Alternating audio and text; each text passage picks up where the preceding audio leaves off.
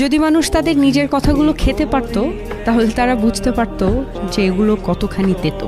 মানুষের মুখে বলা কথার একটা আলাদা শক্তি আছে।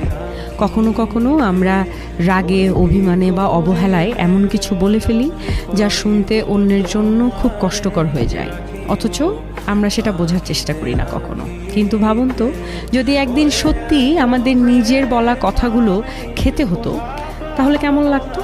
মিষ্টি বা ভদ্রভাবে বলা কথা হয়তো সুস্বাদু লাগতো, কিন্তু কটূক্তি, অপমান বা কষ্ট দেওয়ার মতো কথা হলে সেটা হয়তো একেবারেই স্বাদে তেতো আর গিলতেও কষ্ট হতো।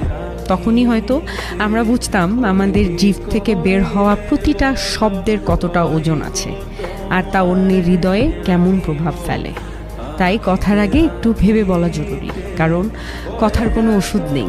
একবার বলে ফেললে তা আর ফেরানো যায় না কখনো। নিজের কথাই যদি একদিন নিজের কাছে তিতে হয়ে ওঠে, সেটাই হবে সবচেয়ে বড় অনুশোচনা।